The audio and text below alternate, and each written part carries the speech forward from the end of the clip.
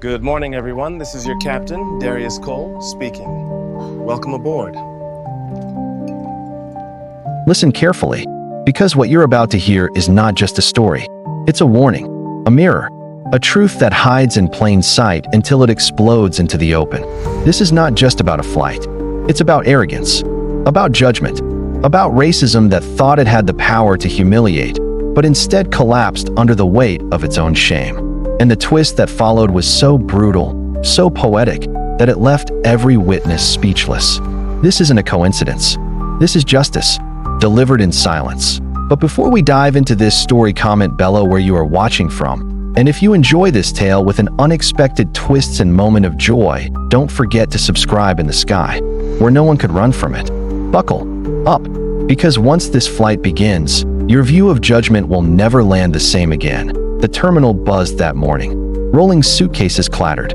Voices blended into a restless hum. Loud announcements cracked from the speakers. Families rushed. Businessmen checked watches. The kids cried. The chaos of travel. And then, he walked with the kind of calm that comes from discipline. Broad shoulders. Dark skin like polished bronze. His presence drew eyes even if he didn't want it to.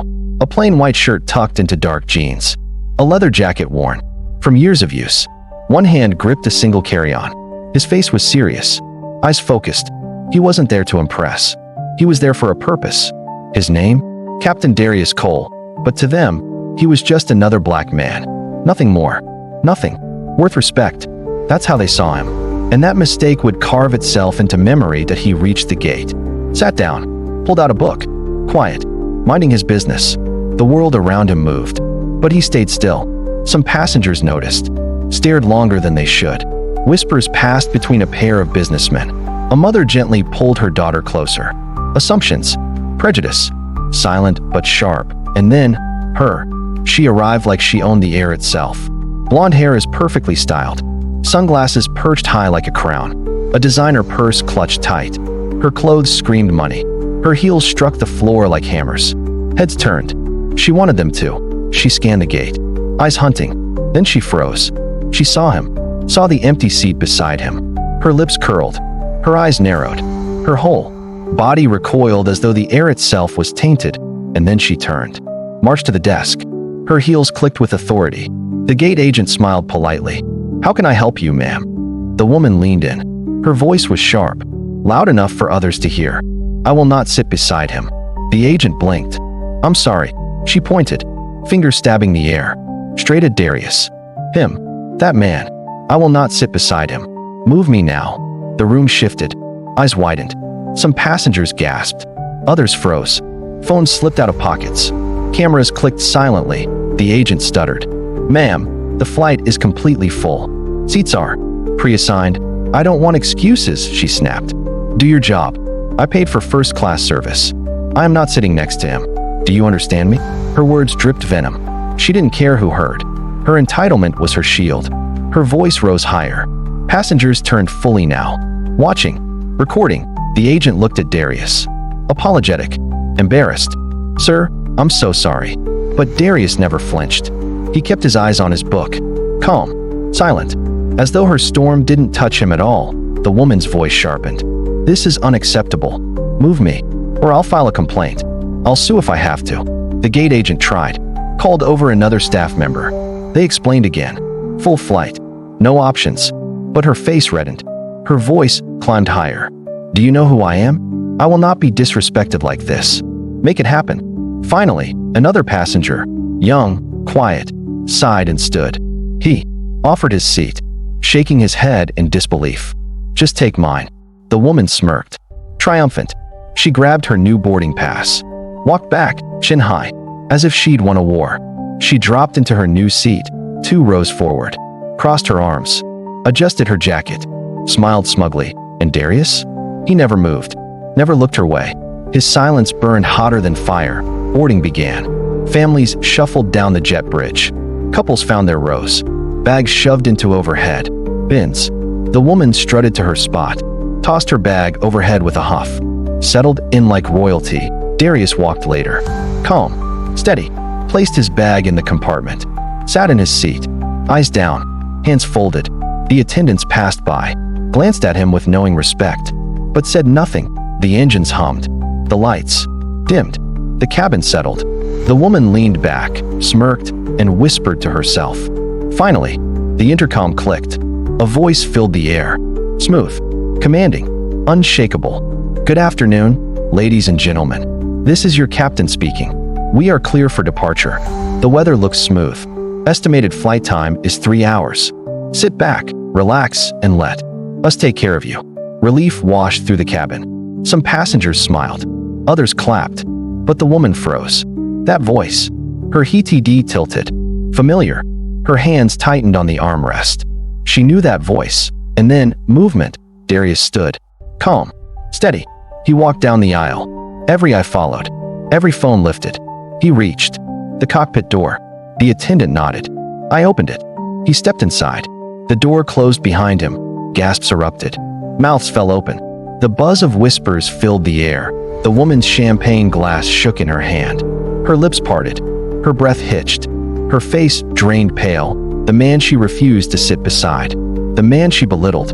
The man she dismissed. Wasn't just a passenger, he was her pilot, her life, her safety. In his hands, passengers who witnessed. Her tantrum glared now. Some smirked. Some whispered. A man muttered under his breath, "Poetic justice." The younger passenger she displaced shook his head in disgust. She shifted in her seat. Sweat prickled her neck. Her arrogance collapsed. Into panic, she fidgeted, bit her lip. Her heart thundered as the plane lifted. She gripped the armrest until her knuckles turned white. Every announcement from the cockpit pierced her. His calm voice, his steady control. It cut deeper than any insult. Her mind spiraled. What if he knew? What if he remembered? What if he chose revenge? What if his hands on that will decided her fate? She pressed the call button. The attendant leaned down.